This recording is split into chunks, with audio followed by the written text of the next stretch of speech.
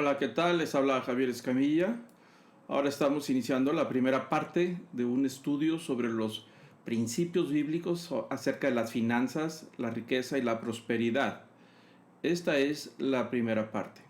Una buena parte del contenido de estos estudios es acerca del manual del hombre y los principios básicos sobre la juventud. Nuestra visión de la prosperidad, de la riqueza o de la falta de ellas se hereda a los hijos y hasta a los nietos.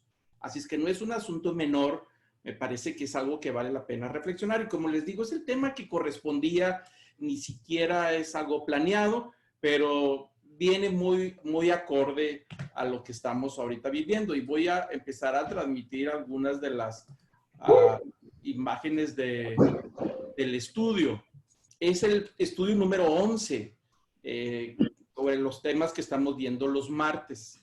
Y tiene que ver básicamente con la pregunta o la reflexión de que si solo tuvieran más dinero, algo que quizá nos hemos hecho en alguna ocasión, esa reflexión de que si tan solo tuviéramos más dinero.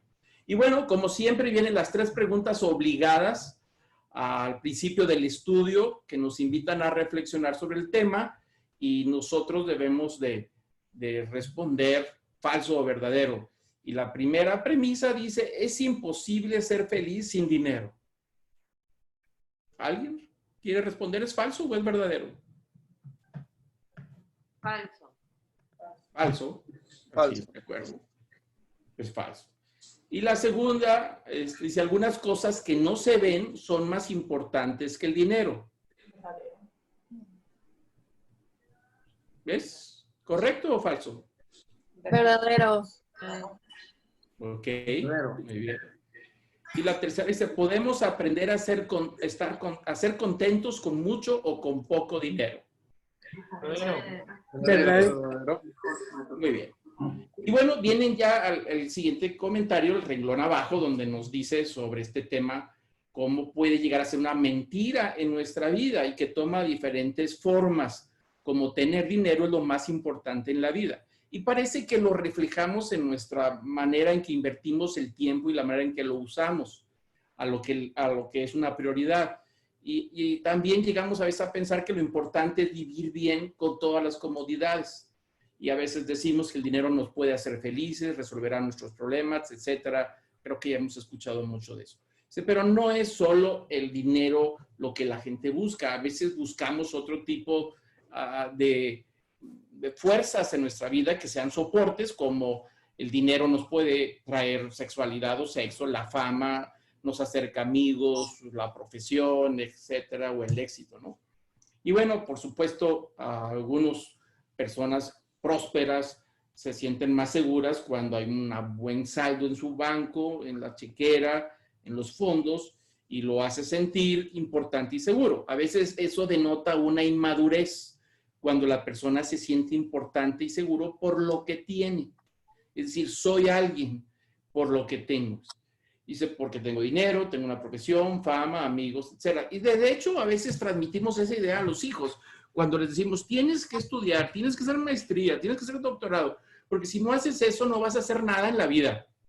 Pues no vas a ser nadie. Aunque son herramientas muy útiles y muy buenas para el desarrollo de la profesión, de la vocación y de la misión en la vida, no, eso no, en sí no es el fin, sino son herramientas que nos ayudan a alcanzar otros valores mucho más profundos y más fuertes que sostienen nuestra vida, ¿no? Entonces, claro, el dinero, cuando hablamos de sentirnos a veces el pobre, o al menos la gente que tiene carencias, dice que no es nada porque no tiene lo que otros tienen. Entonces, ahí aparece en el estudio una lista de cosas que nos gustaría tener: dinero, la inteligencia, la belleza, o ropa fina, una seguridad financiera, avanzar en la profesión, a veces un buen cuerpo, una buena figura nos puede dar la seguridad y la fama, computadoras, equipo tecnológico, una buena casa, el comer bien, habilidades atléticas, sacar buenas notas, buenos carros, fama, talento, salud, sexo, amigo, poder, etcétera, etcétera, etcétera. Son cosas que nosotros anhelamos y buscamos y le invertimos tiempo y esfuerzo para lograr algunos de los anhelos o los deseos o sueños que tenemos en la vida. Algunas de esas cosas son impuestas por la sociedad, otras son impuestas por nuestra propia familia, otro no las imponemos a nosotros mismos, porque así creemos que es lo más importante. Pero vamos a la verdad, a lo que la Biblia enseña sobre ese tema. Como les digo, es un tema muy amplio y nos vamos a ir despacito. Tal vez nos lleve unos 3 martes a poder ampliar un poquito el tema, pero vamos poco a poco.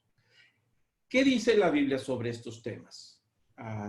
¿Es malo desear esas cosas?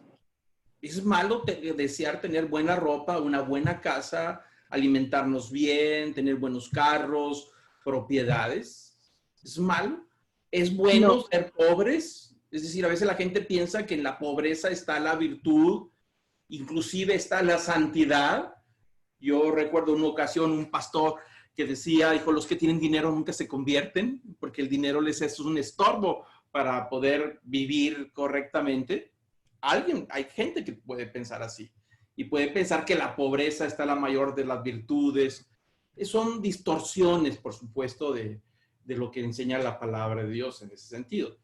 Aunque no es malo querer vivir bien, el enfoque que le damos a los temas materiales, ese pudiera ser el tema principal de estar equivocados. Es decir, el dinero en sí no es malo. El enfoque que le damos, ese pudiera ser un problema en nuestra vida. ¿Por qué? Porque llega un momento en que es lo que nos sostiene, es lo que somos. ¿Y qué pasa cuando falte? Pues perdemos nuestra estabilidad. Es decir, si esa va a ser nuestra columna, si eso va a ser nuestro sustento, al momento en que no lo tenemos, viene el fracaso y viene el hundimiento de nuestra vida, ¿no? Porque tenemos una relación equivocada sobre esas cosas. Y bueno, la Biblia tiene varios puntos de vista sobre eso, específicamente en Lucas 12:15, Marcos 8, capítulo 8, versículo 36, y 2 Corintios 4:18. Y vamos a leer estos versículos para ir entrando poco a poco al tema. El primero, en la versión de la Biblia de las Américas, Jesús les dice a sus discípulos, en Lucas 12, dice, estad atentos y guardaos de toda forma de avaricia, porque aun cuando alguien tenga abundancia, su vida no consiste en sus bienes. Y aquí está un principio muy bueno de lo que Jesús quiere decir. Dice que la vida no es lo que tenemos, es decir, no somos lo que tenemos. Por más abundante que sea, por más que refleje nuestra vida ya sea de abundancia o de austeridad, tampoco pensar que una persona no es nada porque tiene poco o porque no refleja en su ropa, ni en sus autos, ni en su manera de vivir y pensamos que no es tan importante.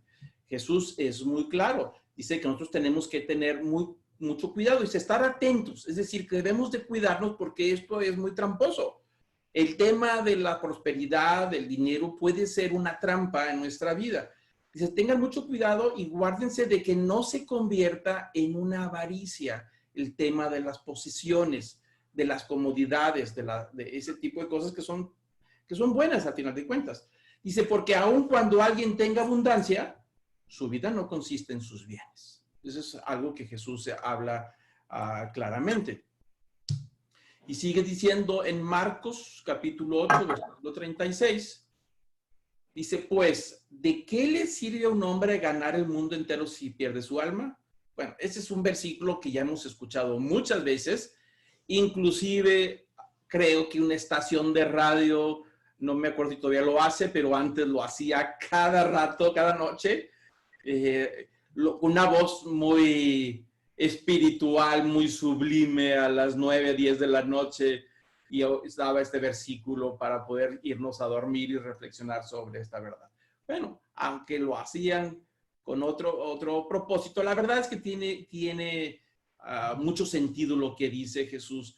Dice, ¿de qué sirve al hombre ganar el mundo entero sin perder su alma? Y eso nos lleva a pensar, ¿de qué sirve la vida si no vivimos?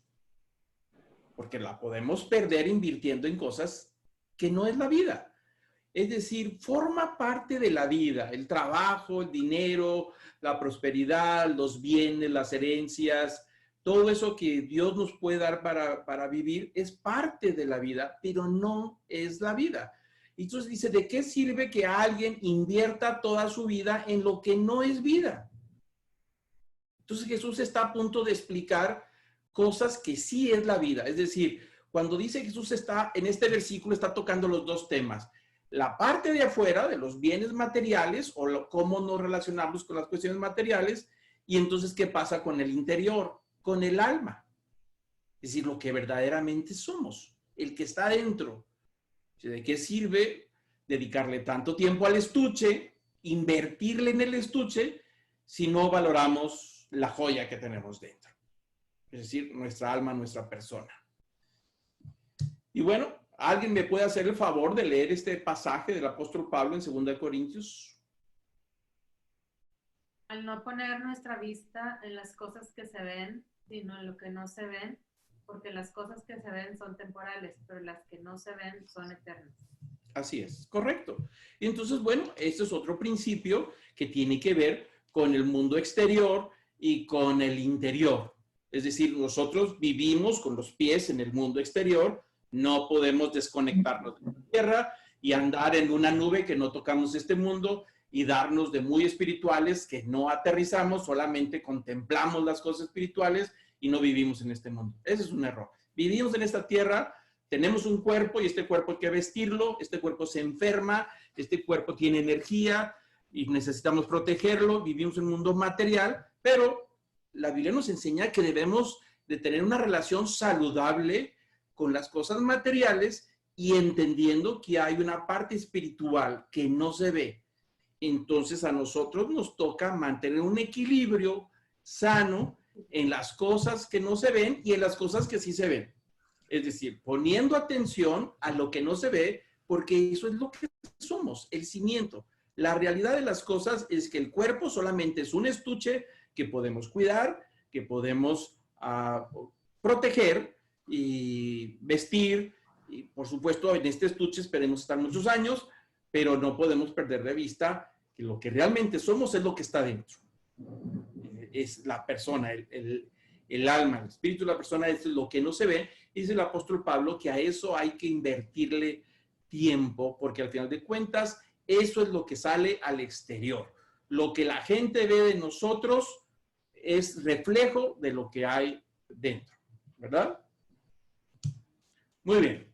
Yo me tomé la libertad, pensando que este tema es de suma importancia, y preparé un poquito más profundo el tema de cómo viene en el material que estamos estudiando. No lo vamos a brincar el material que estamos estudiando porque está muy superficial y me parece que vale la pena profundizar un poco en el tema financiero. Hay un material muy bueno, ya lleva muchísimos años, que alguien desarrolló, que es un manual del hombre, que son los principios básicos para la vida. Y sobre eso desarrollaron todo un manual sobre libertad financiera, y así le llaman ellos, libertad financiera. Es decir, cómo nosotros podemos ser libres en el tema de las finanzas mientras vamos creciendo y desarrollando nuestra vida. Así es que los temas que vamos a ver ahora están tomados de ese material, que es un material muy amplio. Yo solamente toqué algunos puntos, pero creo que son básicos para lo que vamos a entender. Por supuesto, no los estoy viendo a todos porque yo tengo aquí en pantalla grande el material que estamos estudiando, nomás veo algunos, pero si alguien desea hacer una pregunta o aportar, siéntase con la libertad de hacerlo. Desconecte active su micrófono, hace el comentario y luego lo vuelve a desactivar. ¿De acuerdo? Pero vamos a entrar con este tema. Nos va a llevar 3 clases. Este tema es un tema que se lleva mucho más tiempo. Verlo todo tal vez nos llevaría, pues no sé, unos 3 meses, tal vez. Pero solamente vamos a tomar 3 martes con esta información. Creo que va a ser suficiente para cubrir el tema. Y muy bueno, hoy en la mañana, precisamente leyendo las noticias, me encontré con este tema. 2 millones piden plazo a bancos para pago de deudas. Entonces el tema es muy real, es muy actualizado, más de lo que nos imaginamos. Vamos a escuchar historias en estos días, las semanas que vienen, los meses que vienen, de situaciones de crisis, del manejo de la deuda, y es algo que vamos a estar escuchando. Entonces eso afecta a las finanzas familiares y por supuesto afecta a los padres de familia, a los hombres de hogar, a las mujeres del hogar, a los jóvenes, porque podemos caer en una situación de una tensión financiera por unas semanas, unos días, unos meses, tal vez un año o más, no sabemos, y lo vamos a escuchar por todos lados. Entonces, hoy leyendo las noticias me encuentro con esto y me pareció que es una confirmación de que al menos debemos de estudiar un poquito el tema, de cómo enfrentar estas situaciones que nos está afectando. Y muy bueno, vamos a entrar al tema de la introducción sobre las finanzas. Casi siempre cuando nos preguntan, cuando vemos a alguien que hace tiempo no lo vemos, no lo hemos encontrado, y nos hacen la pregunta y nos dicen, ¿cómo estás? ¿Qué ha habido? ¿Qué hay de nuevo? Lo interesante es que más del 60% de las respuestas que damos están relacionadas con las finanzas. Es decir, nuestro bienestar en la respuesta está involucrada en las finanzas, aunque no lo digamos. Pero otro dato interesante es que más del 70% de los problemas en los hogares están relacionados con las finanzas. Hoy en la tarde, escuchando el reporte sobre el tema del virus, de lo que estamos viviendo, de esta crisis de salud, alguien que es un licenciado, un doctor en psicología, empezó a hablar porque consideran que es importante por la tensión que está generando en los hogares todos estos temas, la crisis de salud más las finanzas. Entonces, este 70% pudiera ampliarse en estos días y las conversaciones del bienestar van a estar relacionadas con las finanzas. ¿Cómo te sientes? ¿Estás bien? Sí, bien. ¿Cómo va todo? Bien. ¿Te falta? ¿No te falta? ¿Andas apurado? Más de lo que imaginamos está involucrado con el tema de las finanzas. Y me refiero a finanzas, no solamente a altas finanzas de alta escuela, sino a las finanzas de nuestra propia billetera, la cartera, cómo invertimos, inclusive desde surtir la comida en el hogar, la manera de usarlo tiene que ver con este tema de las finanzas. Así es que es algo muy actualizado. Hay dos maneras de entender el tema de los dineros, de la riqueza, de acuerdo a los principios que están en la palabra de Dios.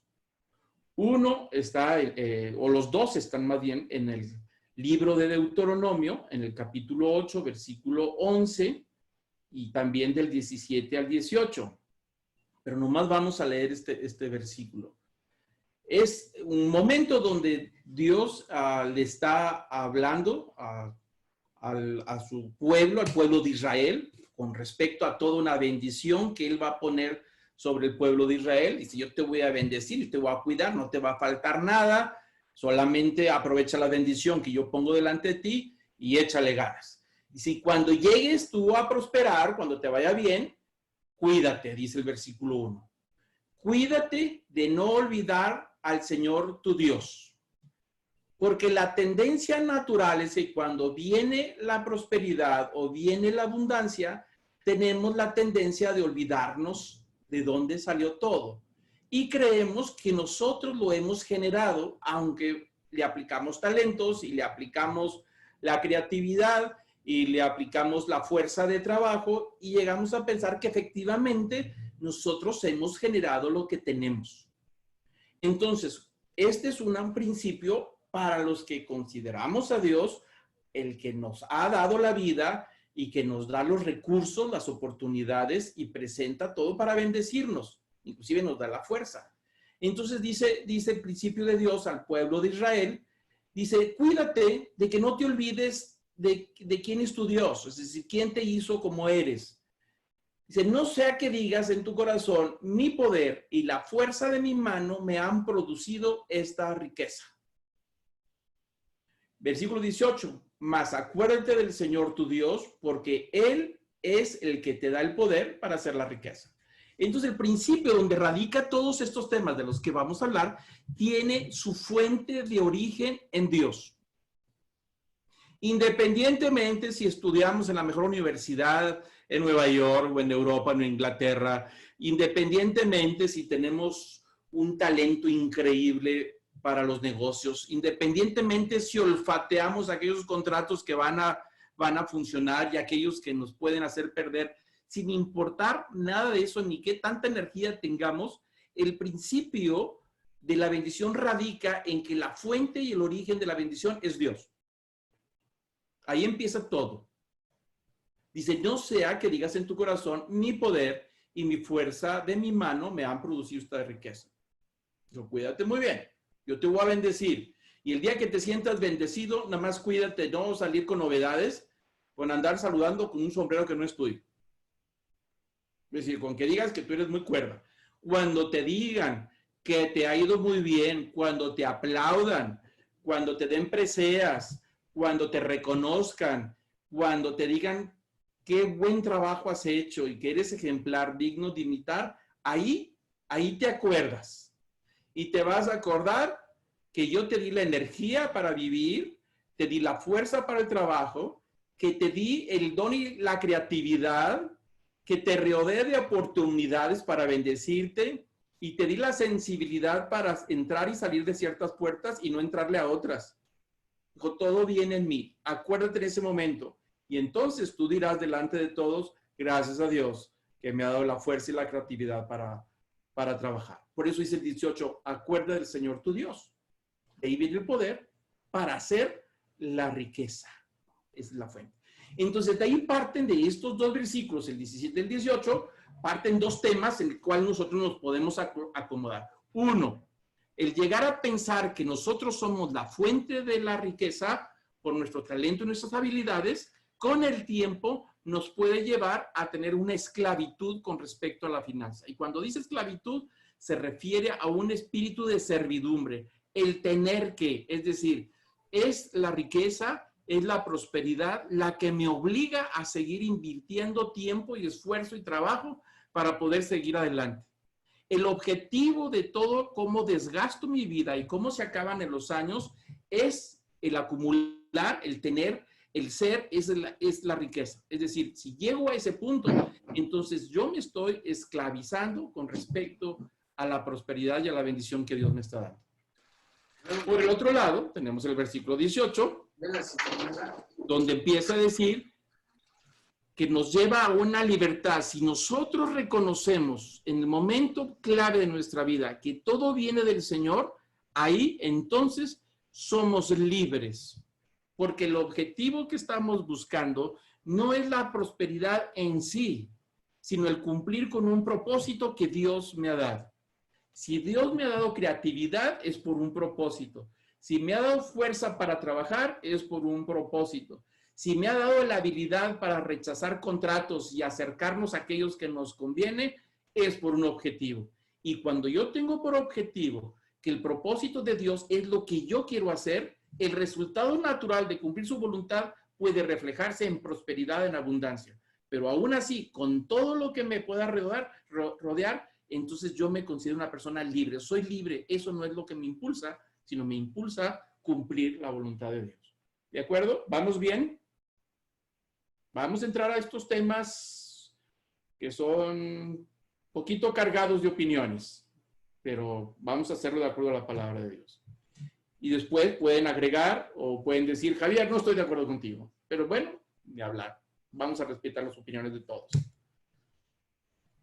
Y seguimos con el tema de la libertad financiera, es decir, el tema de la esclavitud o de la libertad. Tenemos dos caminos. El orgullo y la servidumbre, es decir, el orgullo de poder llegar a la conclusión que yo soy la fuente de lo que he hecho alrededor, que me puedo subir al estrado y entonces decir, mírenme todo lo que he logrado con mi talento, yo solito, a mí nadie me ha ayudado. O la libertad a través de la humildad y el reconocimiento de lo que Dios ha hecho. En el libro de Daniel tenemos un pasaje interesante, en el capítulo 4. Dios trata con un hombre muy famoso, el famoso rey Nabucodonosor, que en su tiempo era un imperio, el imperio de Babilonia, de los famosos jardines colgantes de Babilonia, que se considera una maravilla de la antigüedad. Él logró extender en gran manera ese imperio.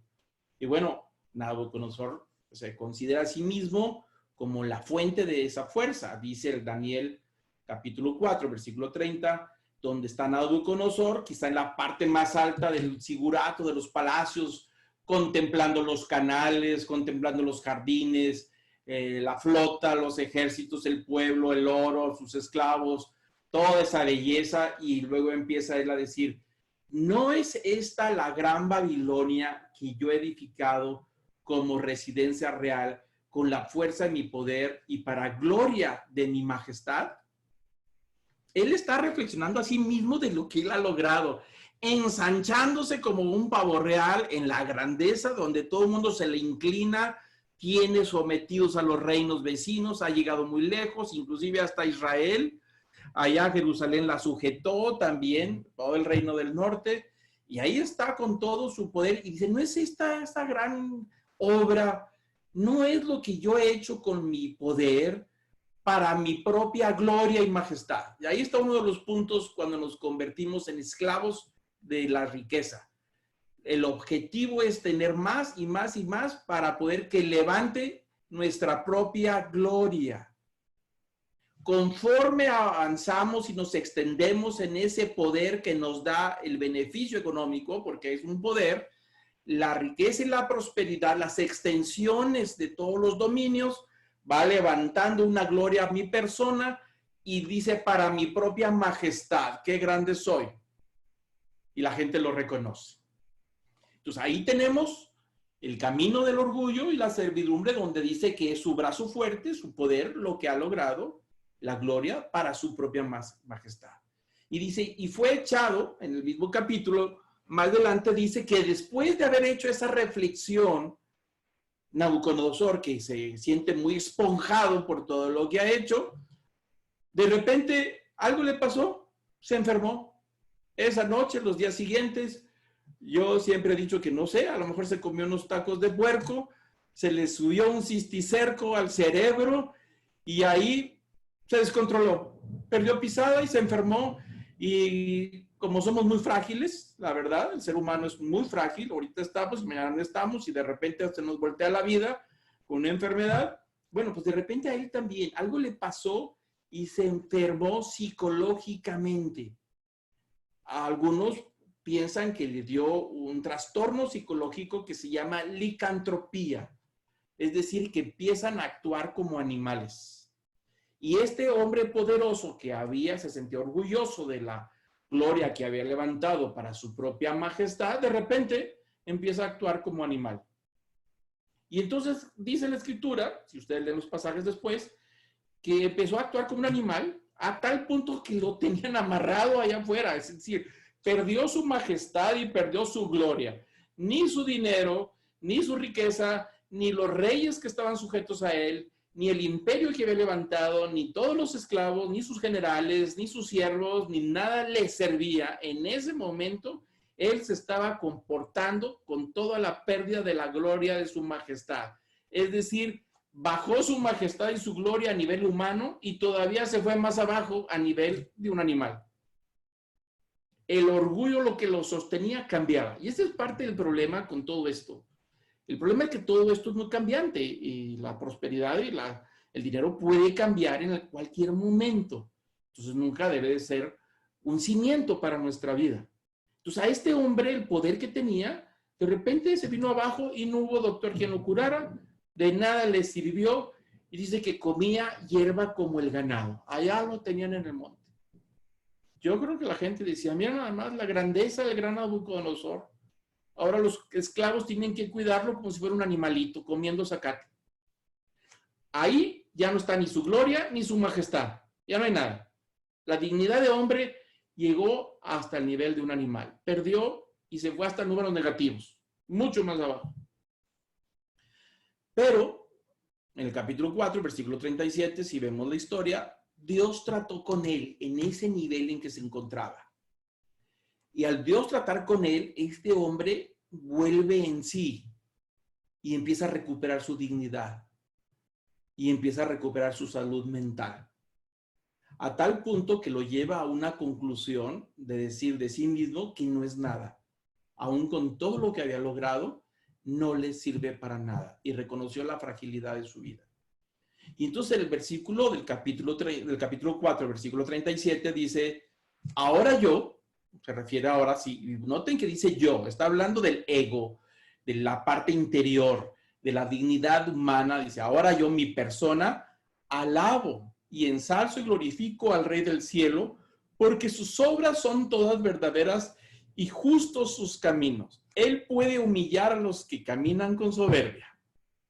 Y entonces él aprende una lección dolorosa, dura, de poder llegar a la conclusión que la vida es frágil, que el cuerpo es frágil, que los talentos son frágiles, que las habilidades son frágiles, que el tiempo es frágil, que todo eso es un soplido y que puede estar y de repente ya no está.